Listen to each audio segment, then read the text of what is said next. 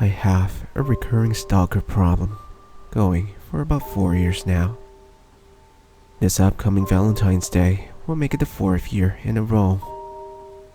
Just as an aside, I've never been a fan of the holiday. I see it as nothing but an over-commercialized event that puts unrealistic expectations on couples. Not to mention the overpriced chocolates and giant stuffed animals that probably end up in the bottom of someone's closet after they get it. I feel my retinas burning every time I go down the store aisle with that god-awful bright pink and red color scheme. Anyway, enough of that. I'll now share my first encounter with the being named Zissa. I was the assistant manager in my store and had to work the night shift going into Valentine's Day. It was a more miserable shift than usual.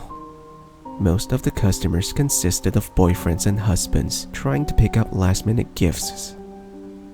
Me and the other employees had to break up several fistfights over bouquets and one over a foot massager. Eventually, though, the horde of customers mercifully died down, leaving us with a messy as hell store to clean after closing time. On top of that, it had to be stocked for the morning shift. Cleaning up the store and restocking took several hours.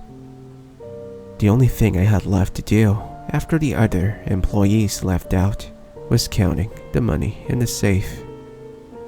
Finally, I can get the hell out of here, I thought, after locking the safe and clocking out. When I locked the door after going outside, I got startled when I saw a woman standing in the parking lot. It was like she came out of nowhere. I have to admit though, she was stunning to look at.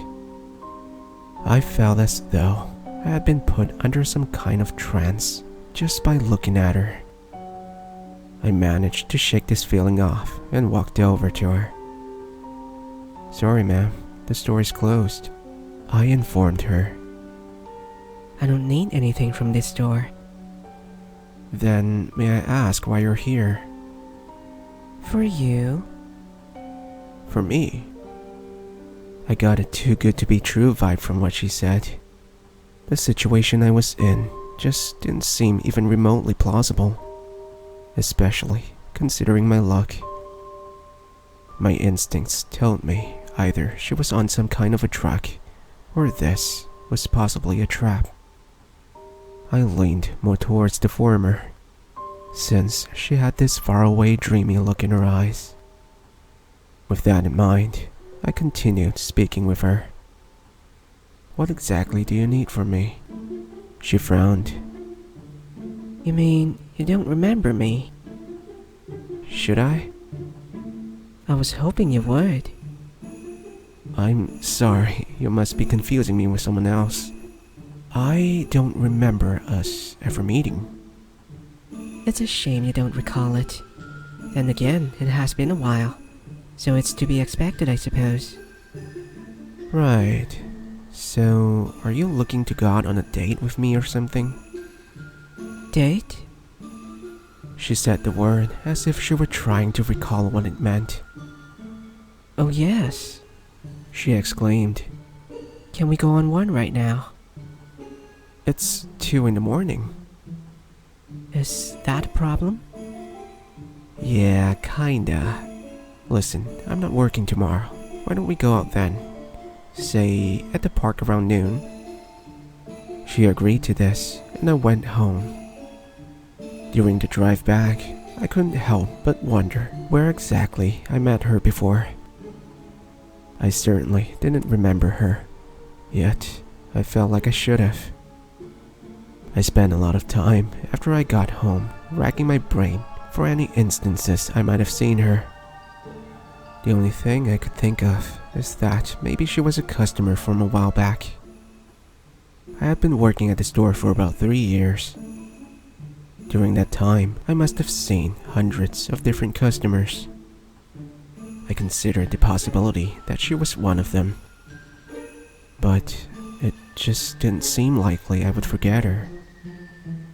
She had the air of someone who could leave a lasting impression very quickly. I decided that I could ask her about it tomorrow. Truth to be told, the whole experience felt surreal. Before her, I hadn't been on a date in a really long time. Then she just appears out of the blue, acting as if we have some deep romantic connection from a while back. The next day, I went to the park, which was strangely empty, aside from her. She was sitting on a bench and smiled brightly when she saw me. Thank you for coming. She told me. Yeah, no problem. Anyway, what's your name? I sat beside her, then she told me hers and I told her mine. So that's what you go by these days? What do you mean by that? Yeah, and how do you even know me in the first place? This will be hard to believe. You and I have known each other in past lives. Oh crap, I thought. She was one of those people. By those people, I meant people who believes in odd spiritual things, zodiacs, auras, reincarnations of course, stuff like that. Before she mentioned past lives, I thought, if the day ended in sex, that would be one of the few good things to happen to me in a long time. Now, I was afraid if it did, she would read too much into it. If there's a trait I despise in people, it's clinginess. I understand people need attention. However, there's a limit, and I suspect that she was the type to push it. Listen, Zissa, you're very pretty. I don't want to lead you on though. So I'm just going to come out and say that I don't see it as going anywhere. Sorry. Now, as far as rejecting someone goes, I thought I did it pretty well. Maybe I'm wrong, but I thought what I said would get the message across without being insulting. Unfortunately, she didn't take it well. She looked down at the ground and sighed, then back up to me. I was hoping it wouldn't come to this. I know things didn't exactly end well between us, but we can work something out. I don't understand what you mean. Her hand shot out, grasping my wrist. Despite her build, her grip was incredibly strong. Just give me another chance, she pleaded. At that point, she had lost the right to any sort of courtesy as far as I was concerned. I managed to yank my arm free, then get up from the bench. What the hell is wrong with you? I already told you, I'm not interested. I then turned to leave. As I was walking away, I heard her sobbing. I tried ignoring this, when those sobs turned into deafening wails. I jumped, turning around to look back at her. The noise she made sounded inhuman, and she had gained the looks to match it. Her limbs were growing. I could hear them cracking and popping as they did. Soon, she grew to twice the height she had been previously. Of all the things the red flags I picked up were hinting at, I didn't think being a monster could be one of them. A demon, to be specific. However, I wouldn't learn that until later. At that moment, I could hardly process the sight in front of me. I have to feed. I can't help it. I haven't eaten in days. I tried running, only to feel her grab me by the ankle, yanking me back. Not only was I, of course, scared by this, but also confused. Even with Ziz's growth, she shouldn't be able to reach me. Then I looked back and saw that her arm became much longer. I didn't even hurt them grow. What is she made of? I briefly wondered, clawing at the ground. This did no good. She easily dragged me back towards her. One piece is all I need. You'll be just like back then. Her neck stretched as well, so her head could reach me.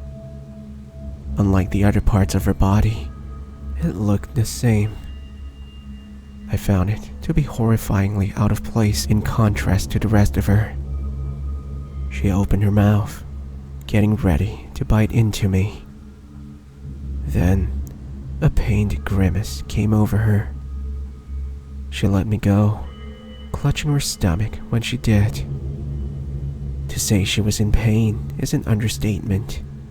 In agony is a far more fitting description. I thought I could hear her stomach growling as I scrambled to my feet. I began running like hell towards the park's exit. Don't leave, please. I could tell that she was right behind me. I would have been caught had it not been for an unfortunate passerby. I noticed a man in a jogging suit came into the park. His expression of confusion at seeing me so panicked quickly turned into horror when he saw Zissa. Food, she screamed, leaping on him. He began shrieking for me to help him, but there's nothing I could have done for him. I went to my car, which I luckily parked near the entrance. After opening it, I glanced back at Zissa and the man. His screams were cut off by Zissa sinking her teeth into his neck, making me nearly gag. I quickly got in my car and started it. I checked my rearview mirror.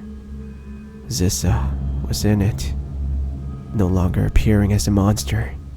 The man's blood covered her clothes. I could see longing in her eyes as I sped out of the parking lot. I kept expecting to see her pop up during the drive home.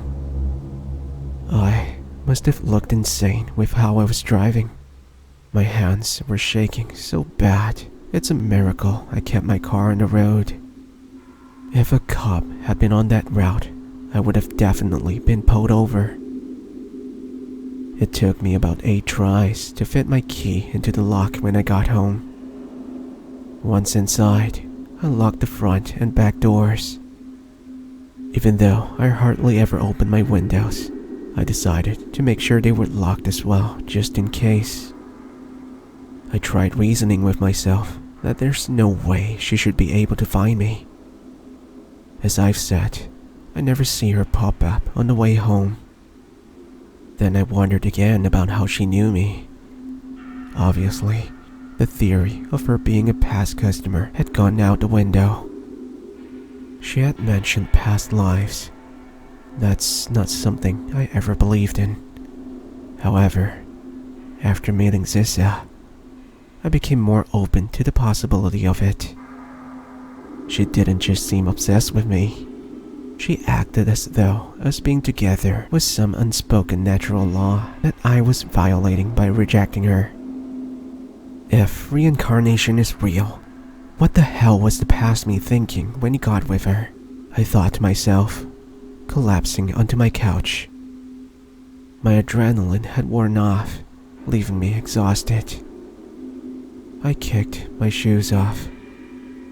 Then, as I was peeling my socks off, I noticed there were some cuts in one of them where I had been grabbed.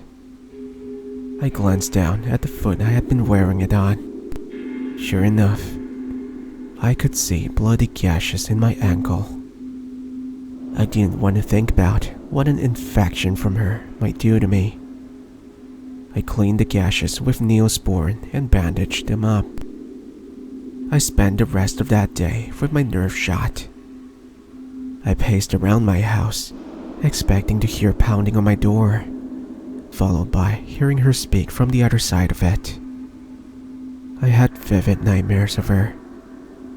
I think the reason for it is because of the scrapes she caused me. I'm not entirely sure this is correct though. I dreamed I was someone else, from possibly the late 1600s to the early 1700s. He walked through a forest until he saw her for the first time. I could also feel my past self's affection for her. I can't tell how much time exactly he spent with her. Years probably. Experiencing this was a surreal experience. I felt akin to a passenger in his body.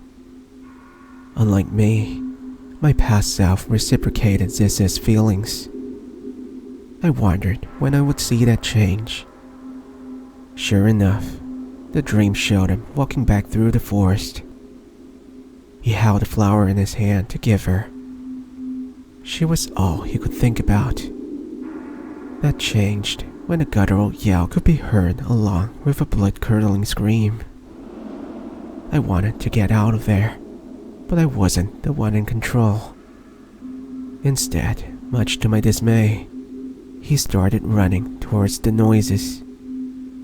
When he found out their source, I felt my blood chill, along with his. He found Zissa in her monstrous form. At her feet laid some dead villagers. Parts of their bodies were bitten off. In her mouth, she held a child who bled from being chomped down on. Fear and panic were plain in her eyes. Zissa looked so ashamed when she realized he'd seen her. He dropped the flower and bolted from the forest. As he ran, she kept yelling for him to stop. I found it to be eerily similar to when she was chasing me. The dream sped up again, then showed him telling some villagers about what he saw. Being a more superstitious time, it wasn't difficult for him to convince them. Once he did, they came up with a plan. He acted as bait to lure out Zissa. Then, the village priests were able to banish her with some kind of ritualistic prayer. It involved some Latin chanting in combination with using holy items. Crosses and holy waters were used to subdue her. When she became weak enough, one last prayer caused her to begin melting. As Zissa did, she stared into his eyes and promised that one day she would return. Then they'd be together again. Her eyes were rotting out of her skull, and she smiled while saying this. I woke up covered in sweat. I knew there was no way I could leave my house that day, let alone go to work. I picked up my phone and called the store. Hello? My boss said upon answering my call. I was going to tell him that I had come down with a cold. However, his tone caught me off guard. He sounded like he'd seen a ghost. Are you okay? I'm fine, but a little shaken up. Listen, the store is going to be closed for a few days. Why? He informed me that some murders happened at the store during the previous night. Several customers and some of my coworkers have been killed. Nothing was stolen though. But I had a strong inclination as to the culprit's identity. I was going to call you earlier, but I've been busy answering the cops' questions. Wait, hold on a sec.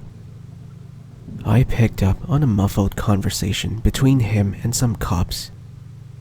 When he returned to the call, his tone became noticeably more serious. Do you know anything at all about what happened last night? Huh? What makes you think I would? I was off that day, remember? Of course I do. I made the schedule.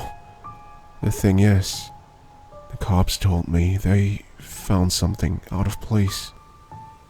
What is it? They said whoever did it also went through the employee records. Please don't say what I think you're about to. I thought, feeling my stomach begin knotting up. Yours is missing.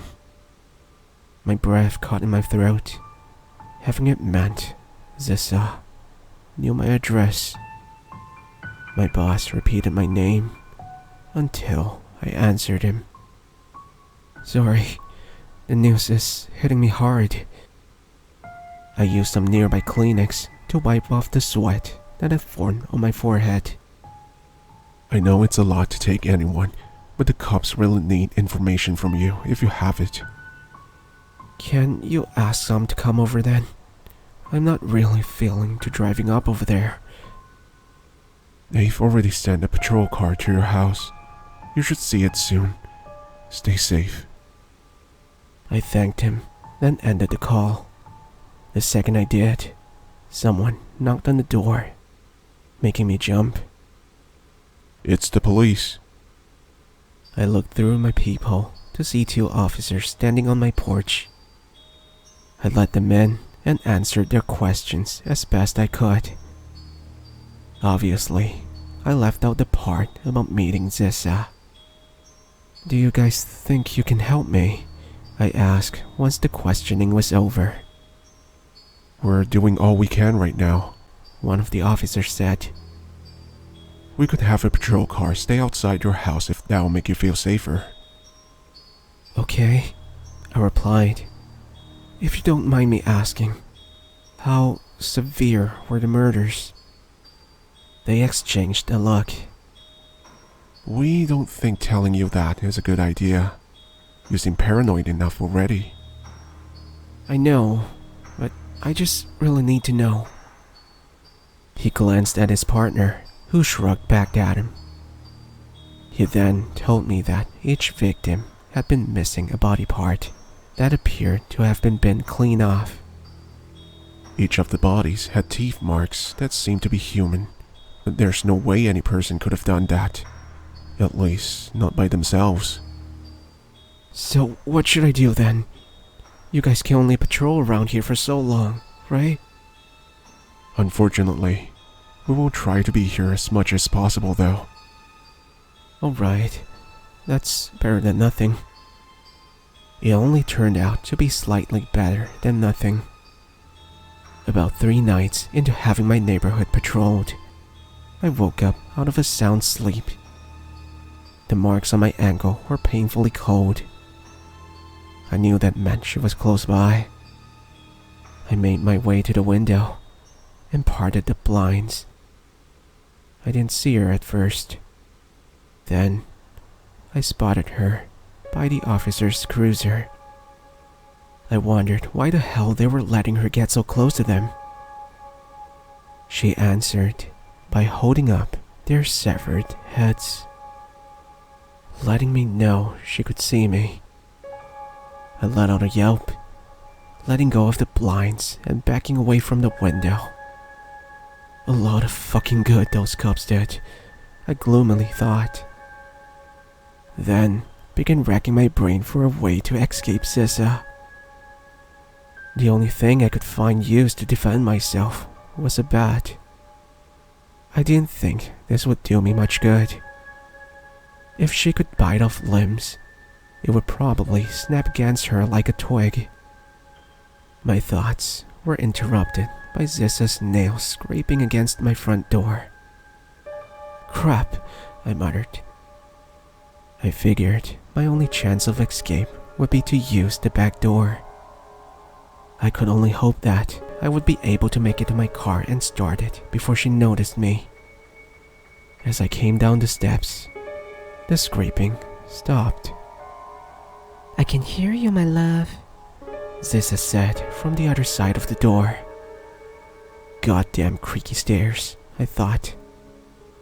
I slipped on my shoes as she began pushing on the door. Much to my dismay, the frame started to splinter. I thought fast and pushed my couch in front of the door.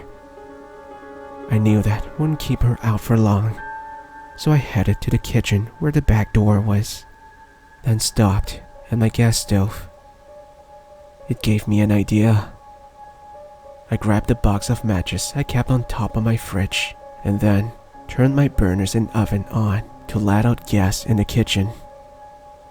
I opened the back door and went outside before the gas could affect me and waited. As I went out of it, the front door and couch gave out, enabling Zissa to enter my house.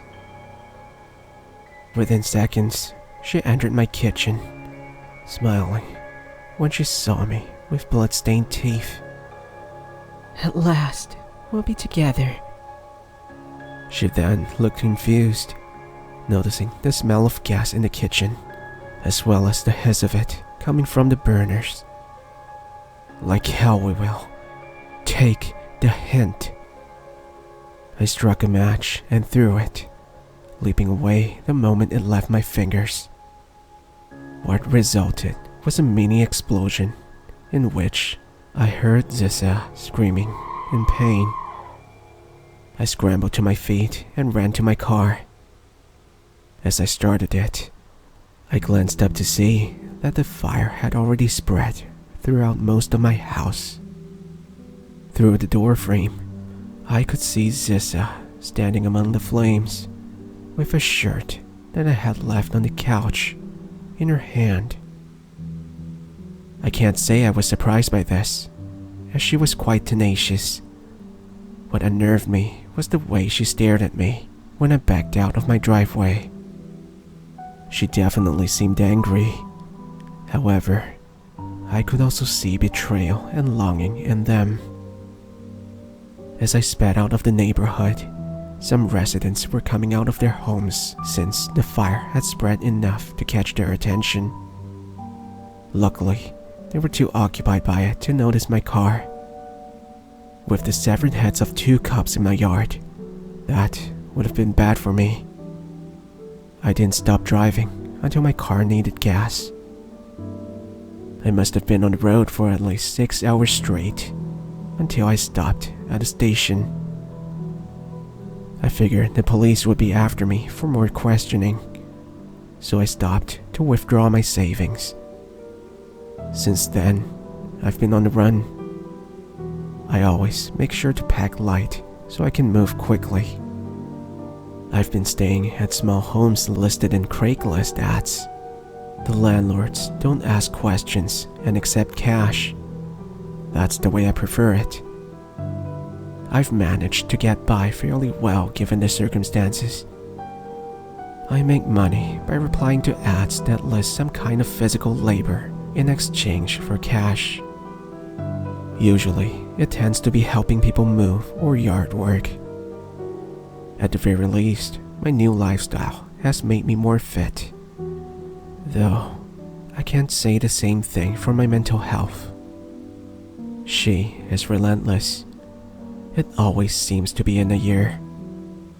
The first year since this has happened, I woke up to the familiar cold coming from my ankle.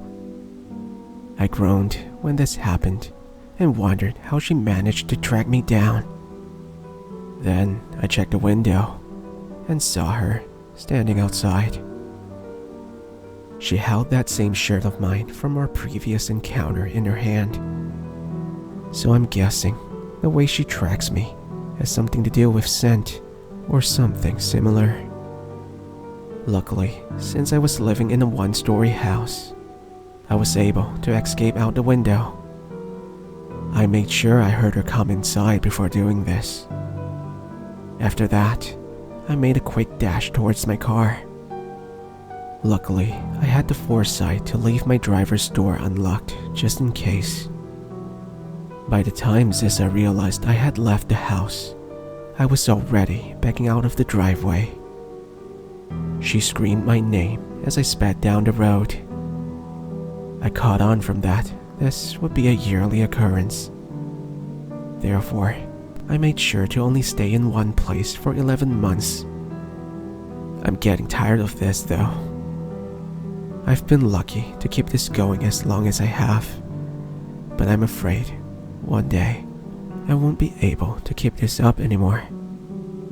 Believe me, I've been trying to find ways to get rid of her. I don't think she will fall for the same ritual my past self was involved in.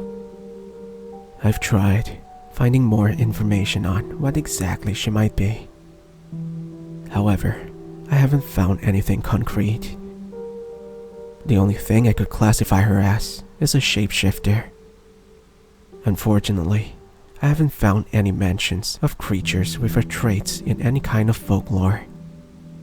Maybe I just haven't been searching in the right places. If anyone knows anything about what she is and how to get rid of her permanently, please share them with me. I'm sick of dealing with this every February. I don't want to think about what will happen if she catches me. If I had to guess, given how possessive of me she tries to be, I'd probably get taken to wherever her home really is. I aim to avoid this at all cost, without compromising my physical well-being. As I've said, if anyone can help, please let me know. Please help me get rid of this crazy bitch.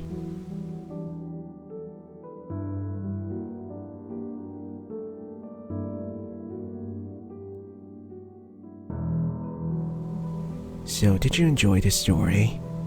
Let me know in the comment section down below, and don't forget to hit that subscribe button to show me some support too. This story is written by RoseBlack2222. If you want to show your support, there's a link in the description. Thank you for listening. We'll see you again next time. Have a great night.